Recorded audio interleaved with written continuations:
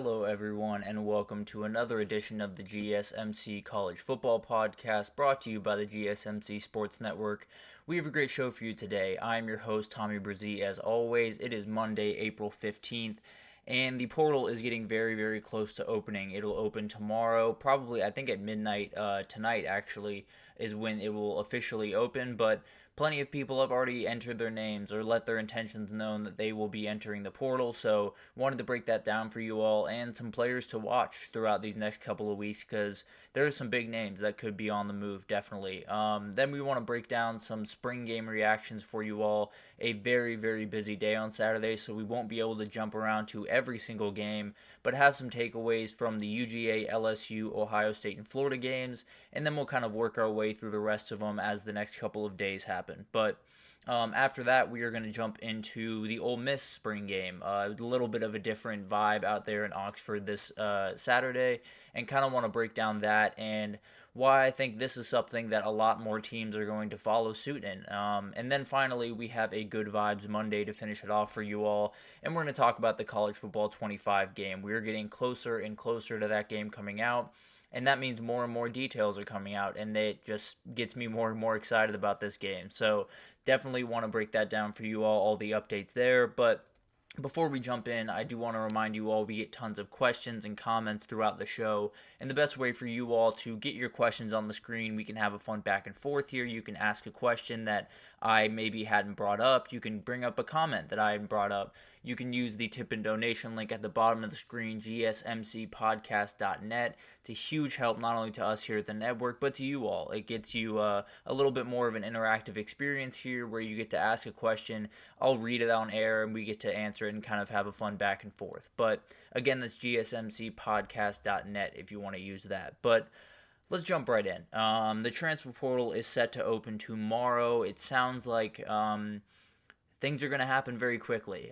Some stuff has already happened. It sounds like it's going to get even more crazy from here. So I've talked about this a lot. I won't bore you with any more stories or details or me worrying about this any longer. But what I will say is it sounds like this is going to be one of the crazier portal cycles that we have seen in a very long time, or maybe have ever seen. And I think part of that has to do with not a lot of people expect a lot from the spring portal for the most part. I mean, a lot of people put a lot of energy into the winter portal. A lot of people think that is where you're going to find your team. And logically, in the past, that's where you've been able to find your team. But the spring portal is going to be huge this year. And we've talked about kind of the repercussions of that and how it might be, an ugly couple of weeks here around college football. But I think in the long run, it really will help this sport kind of get back on the track that it needs to. So it's going to be an interesting couple of weeks. But before we kind of jump into the absolute madness, I do want to break down some of the big-time players that have already made their intentions known, some players that we already have an idea of where they're going to end up, and then get to some people that currently are on a roster, have not made their intentions known, but people are watching them around the industry very, very closely. So wanted to break all that down for you all, but let's start with the people that we know. And let's start with the most recent one to jump in, and that's Keandre Lambert-Smith, the wide receiver from Penn State.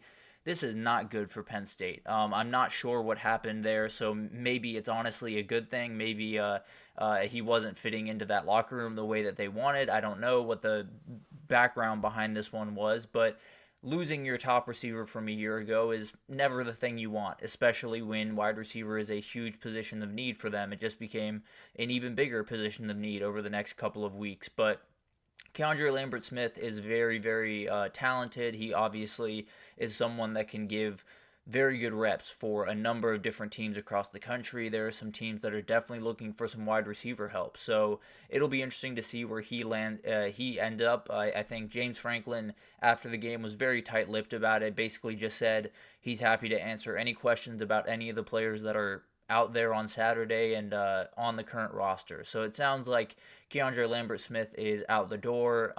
He will have a pretty big market considering the number of teams that need wide receiver help and his production from a year ago. So obviously not what you wanted for Penn State. You do have Julian Fleming in there, which helps subside this just a little bit, but definitely they will be active throughout the portal, getting a new wide receiver, maybe a couple new wide receivers as to kind of fill that void that is being left by him. But let's move on over to Damian Martinez. I talked about him a little bit last week, and some things have kind of come out slowly as this is kind of drawn on, I suppose. There's been some type of idea of where he'll end up. Obviously, Michigan State is at the top of the list. His head coach, Jonathan Smith, took the job there. He said in winter, Damian Martinez, that is, said in winter that he was solid. He was not going anywhere from Oregon State. And then, some things transpired. I'm not exactly sure what happened. I don't know if it's just, he felt like he really wanted to play some high-level football. I mean, this is one of the best running backs in the entire country. So it makes sense to me. There were some rumors that he left $400,000 a year in NIL money on the table at Oregon State to find a new place to play. So obviously some people have been pointing towards, this was a money-type move for him to make as much money as possible this last year of college. And even if that was the case, I wouldn't necessarily blame him for that. But I tend to believe it's not. I think this is a kid that just really wants to play high-level football, and right now it doesn't look like Oregon State has a chance to do that next year. And it's not that, they can't build into something in the next couple of years, but if you're going to play mostly Mountain West teams and not be on national television all that often, it's not crazy for a guy like Damian Martinez to start looking elsewhere and trying to find a place where his skills can be put on full display. So Michigan State, we talked about. Miami and Tennessee are two teams that I've seen kind of tied to him. I think Miami's going to be very, very active, and I think running back is a position where they could use a little bit of help. I like their running back room. I think, Mark Fletcher, that's his name. Mark Fletcher is a very, very good running back, but you're going to need some help there for sure. So it's definitely, it'll be interesting to see if Mario Cristobal gets involved. But definitely a huge piece, probably the biggest name in the portal right now, and could be a huge player for someone this upcoming year. But let's move on to Samaje Burrell. He has added his name to the portal. He was a linebacker from Texas. It sounds like this has been kind of an interesting couple of weeks for him. He was involved in the incident with T'Vondre Sweat that led to T'Vondre Sweat getting a DWI last week, leading up to his NFL draft, which we talked about a little bit last week. Definitely not the best thing for T'Vondre Sweat leading up to the draft. Something he will have to answer for in these meetings coming up.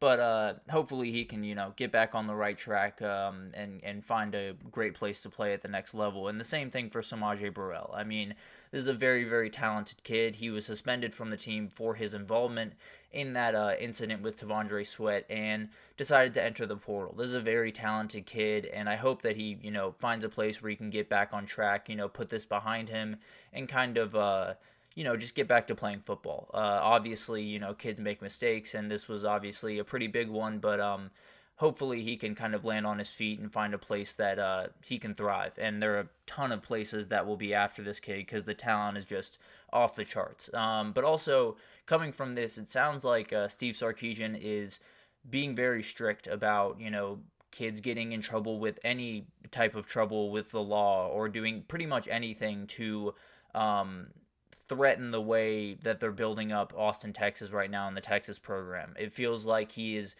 pretty much a no-tolerance policy when it comes to that type of thing, and kids will be suspended from this team if they do misstep and kind of put in jeopardy what they're trying to build there in Austin. So it'll be really interesting to see if there's any others. Hopefully there isn't. Obviously, you never want that to happen, but Samaje Burrell, unfortunately, was suspended from the team, finds his way into the portal, and hopefully he'll land on his feet and find a great place to play the next time around. But let's move right along here, and kind of still on the Texas theme, honestly. Bill Norton is a D lineman from Arizona, started his career at UGA, and played kind of rotational, mostly garbage time type snaps for the most part, and then transferred to Arizona a year ago, had 32 tackles during that, is a big-time run stuffer, and it looks like Texas is leading here. Obviously, they hired Johnny Nansen, who was the former Arizona defensive coordinator, hired him as the linebacker coach, so definitely gives them a leg up in that recruitment, and it sounds like that's where all the signs are pointing to right now. This would be a huge pickup for Texas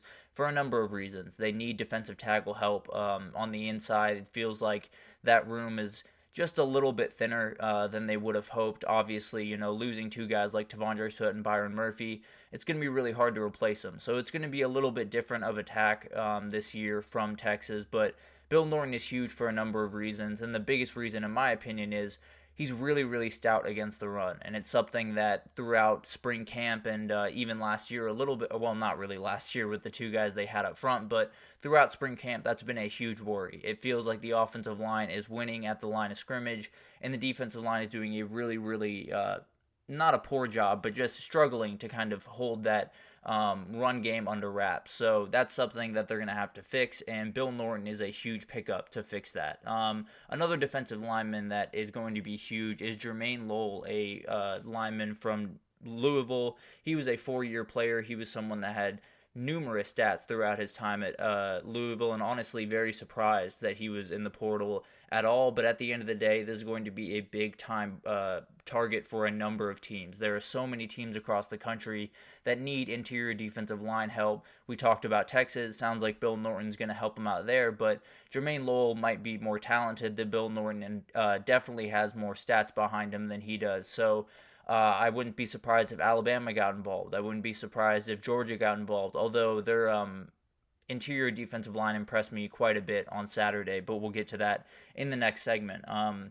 But this is a guy that will have a huge market, someone that definitely, I think at least, will end up at a school bigger than Louisville and will be a big-time player for someone. I think this might be the biggest guy that can make an immediate impact among these guys out here. But let's move right along. Nick Evers is another guy. He is the only quarterback on this list right now. He started his career at OU before going to Wisconsin a year ago. Didn't play much. Definitely was stuck kind of in that backup role. Played a little bit here and there, but didn't necessarily get on the field as much as he wanted. Sounds like he was taking a step back in the depth chart, so this makes total sense. I think he'll have a big time market in the group of 5 level. Not sure if the Power 5 teams are going to be really after him too much just because of the experience, but I think group of 5 is where somewhere where he could really thrive. This guy has a very, very good arm, definitely can do a ton of really, really great things with the football, and I think he's someone that, while Power 5 schools might not be as interested, there will be plenty of Group of 5 schools calling him, and if he finds the right situation, he could blow up very quickly. Nigel Kelly is another one. This one's a depth chart casualty to me, although I think Miami is going to be very active in pretty much every position, but Ruben Bain and some younger guys have kind of asserted themselves, especially in that edge rusher position, but this kid can still play. He's very long, I think 6'6", is his measurement, so definitely someone that will have a big-time market and someone that some teams are going to need. There is definitely edge rushing needs around the country, and Nigel Kelly could definitely help someone, even if it's just as a rotational piece. But let's move right along here. Dallin Hayden, another depth chart casualty. He was stuck in that remarkable running back room up at Ohio State with Quinshon Judkins and Travion Henderson, and as you saw yesterday, both of those guys are beasts, and you do not want to be stuck behind them. So Dallin Hayden finding a new place to play. He is a very talented running back that just got stuck behind 2 of the top 5 running backs in the entire country. So makes total sense there. Miles Slusher is a safety from Colorado, which is another very interesting one. I think this one's more interesting because I expected him to be a big part of what they did up in Colorado this year. So this one is a little bit interesting. I'm not exactly sure if he was going to be the starter there across from Shiloh Sanders, but I tended to believe that was the case, and it would be very interesting to see kind of the fallout of this. Is Colorado in a bad spot at safety, or are they getting rid of someone they knew was out the door anyway? But then a couple other things here. Bear Alexander, it sounds like he is not in the portal. It sounds like he is committed to USC, wants to win a title there. And yeah, so it sounded like last week that he might be entering the portal. There were plenty of reports, but he shot those down pretty quickly, so he is not in the portal, and as of right now is fully committed to USC. And then Caden Proctor, we've talked about a lot. He will be committed to Alabama sometime very soon, if I had to imagine. He is a very talented kid that just kind of took a little sojourn to Iowa City and then found his way back to Tuscaloosa fairly quickly. But those are the guys we know. Those are the players that we are 100% sure of.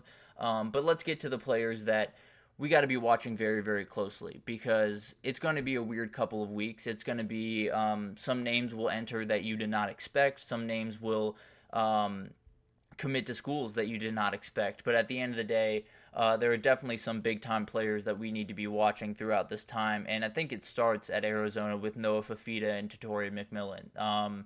During the winter portal, that was a big topic of conversation with Jed Fish taking the job at Washington. Were they going to follow? Were they going to be, the start of kind of the portal collapse for Arizona? But they stayed firm. They wanted to be in Tucson. They decided that they were going to stay put for the time being, and they've stayed pretty much steadfast in that. They have not shown any necessarily shown any signs that they want out or they are going to leave. But at the end of the day, Damian Martinez didn't show many signs before he jumped in. So I think this is one where Brent Brennan and that entire staff is just going to have to have eyes on them for the next 15 days. They just want to be as locked in as possible, make sure that these kids are on campus at the end of this and are leading you into next season, because if they walk out the door, then things get bad pretty quickly for Tucson, or in Tucson, and it doesn't get better anytime soon. So Noah Fifita and Tatori McMillan, while look solid right now, definitely people to watch as this goes on, because as we know, it's a shady business and things can change very, very quickly. Another one that I'm watching in particular is someone from the Bama room and someone from the Ohio State room, quarterback room that is, will find their way into the portal. Ohio State, I feel like it's going to be Lincoln Kienholz. He played a little bit during the game, but he's just stuck in kind of a gray area between these two. Will Howard and Devin Brown are battling for that starting job. In fact, we'll get to that in the next segment, but they're up top battling for that job. And then you have Julian Sayin and Aaron Nolan, who are young kids coming in, who are the future of that position.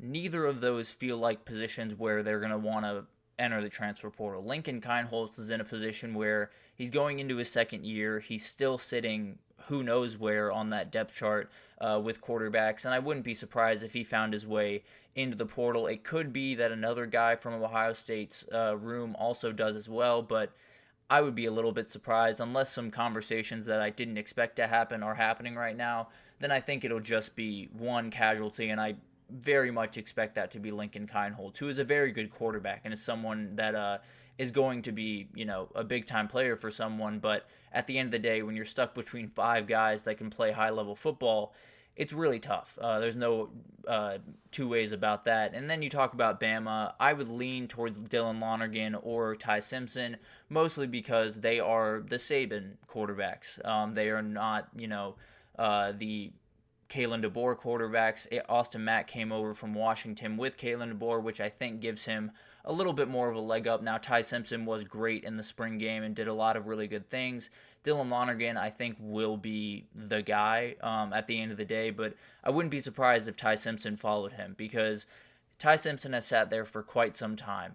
He has been sitting there and just kind of waiting his turn very patiently, and Jalen Milroe is not giving up this job. He had a really, really good day on Saturday and proved that he's made the strides necessary. So it's going to be Jalen Milroe. We know that pretty much unequivocally. Now, after that, it feels like Austin Mack keeps making more and more strides in this offense and keeps kind of carving out that position for himself. So I wouldn't be surprised if both those guys were in the portal. I hope that wherever they go, I mean, both these guys are very, very talented, have very bright futures in front of them, but I want to see them on the football field.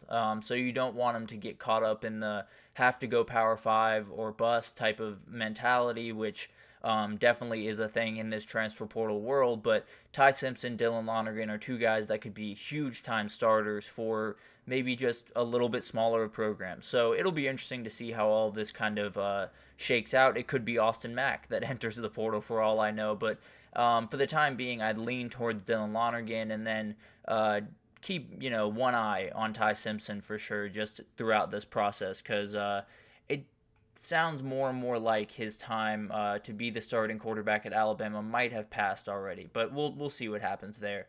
And then two other players that Will Backus from CBS kind of pointed out that I hadn't thought of are Ricky White from UNLV and Omarion Hampton from UNC. And we'll start with Ricky White, who might be someone that you guys are not super familiar with, was an absolute beast last year for UNLV, and they were able to fend off a lot of suitors in the winter window, but the need has only gotten bigger for a number of teams. We talked about Penn State earlier. There are so many teams out there that need wide receiver help, and as they become more desperate, that money value becomes more and more high. So it'll be really interesting to see how that develops. I think whoever he goes to, he will be an instant impact guy. So it'll be interesting. I hope UNLV can hold on to him because I'd love to see, that UNLV offense with Ricky White and with all of the ability they have around him to kind of blow up. But at the end of the day, he will be highly sought after, and the amount of money being thrown at this kid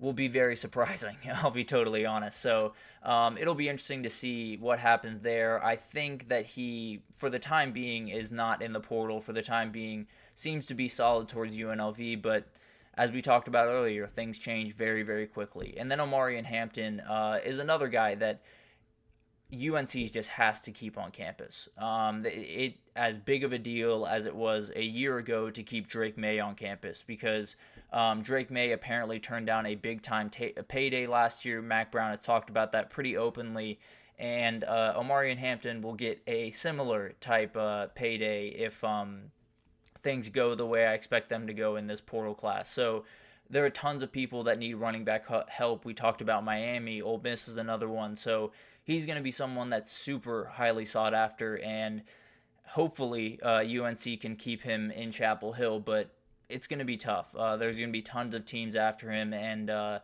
maybe tons of teams that can offer something that UNC can't, which is a big-time payday. But it'll be interesting to see what happens there. I think Omarion Hampton is one of the best running backs, if not the best in the entire country, so whoever gets him, hopefully it's UNC, hopefully he stays put, but whoever ends up getting him, if he does find a new place to play, is going to be very, very happy they did, because he's an absolute game changer. But this is going to be a wild cycle.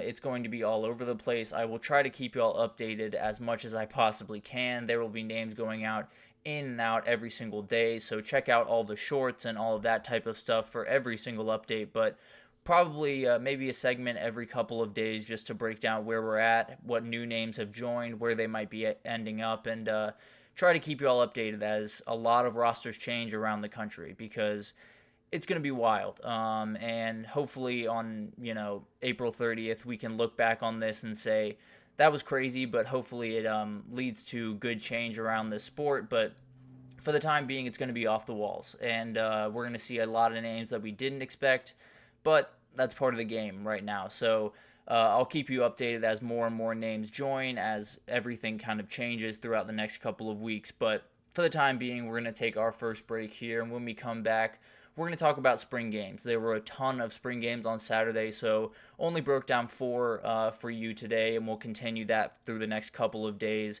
as we get through the just massive amounts of games that happened yesterday. But for the time being, we're going to take our break, and we will be right back with that, so stick with us.